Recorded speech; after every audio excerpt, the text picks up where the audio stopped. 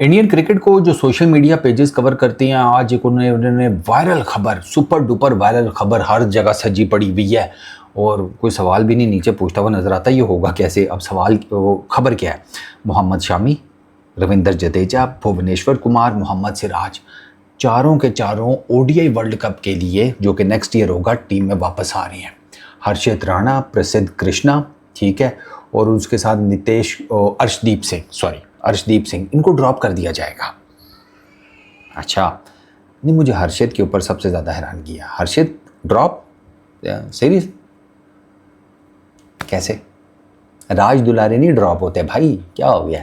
अच्छा, आगे तो सुनो। गुरनूर बरार और नितेश कुमार रेड्डी, इनका बताया जा रहा है कि इनको आगे चांस मिलेगा।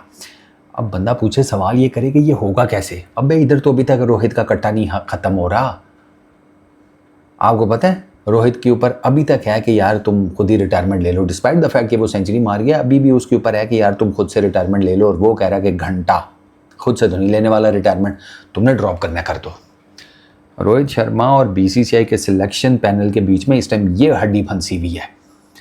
वो रोहित शर्मा को कह रहे हैं कि तुम रिटायरमेंट ले लो, और रोहित शर्मा कह रहा है मैं नहीं रिटायरमेंट लूंगा, तुम लोगों ने अगर मुझे ओडीआई वर्ल्ड कप से ड्रॉप करना है तो मुझे ड्रॉप कर दो, रिटायरमेंट मैं नहीं लूंगा। रोहित शर्मा के साथ ये चल रहा है।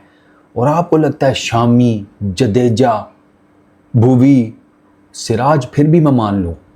सिराज मैं मान लूँगा क्योंकि सिराज को तो ओडीआई क्रिकेट में होना चाहिए। बुमराह के साथ एक आधा ऐसा बंदा होना चाहिए जो कि टीम की बॉलिंग को लेकर चले, जो कि स्ट्रेंथ नज़र आए। ये बाकियों में वो स्ट्रेंथ नहीं नज़र आती, ठीक है।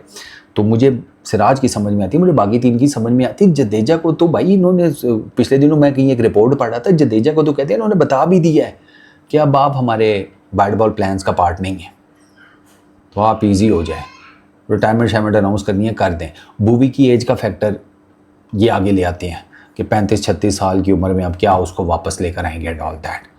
यार को थोड़ी सी रिसर्च भी कर लिया करें। ये मैं आपको बता रहा हूँ, देयर इज़ नो डाउट कि पिछले 2 सीज़न में भुवी ने बहुत कमाल बॉलिंग की आईपीएल में, लेकिन अब वो कहते हैं कि भाई भुवी सर 32-33 में भुवी को 2021-22 में जब साइड पे किया था, वो जाके देखे तो सही उसकी परफॉर्मेंसेस क्या थी। वो टी20 में बेहतरीन बॉलिंग कर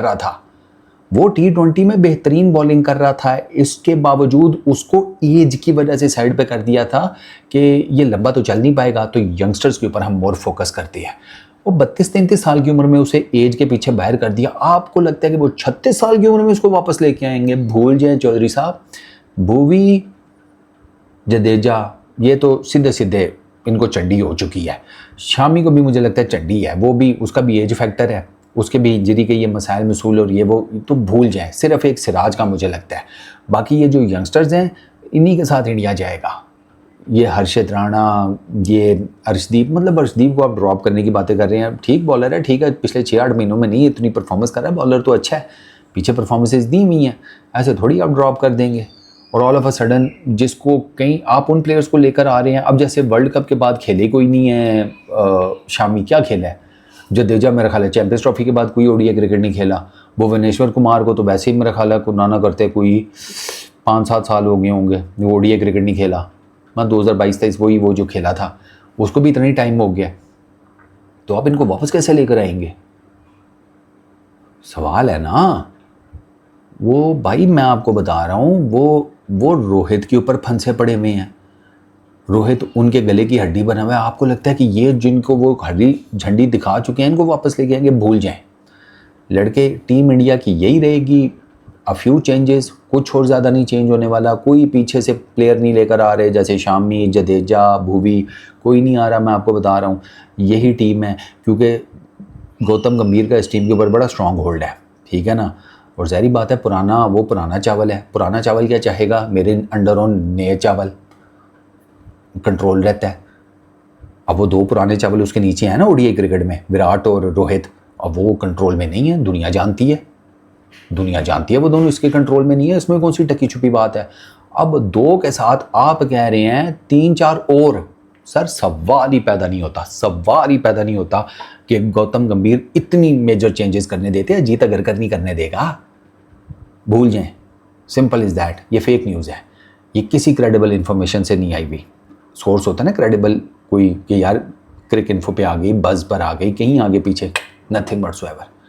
ये दिल के अरमान है कुछ लोगों के, उनको मैं बता रहा हूँ कि दिल में ही रख लो।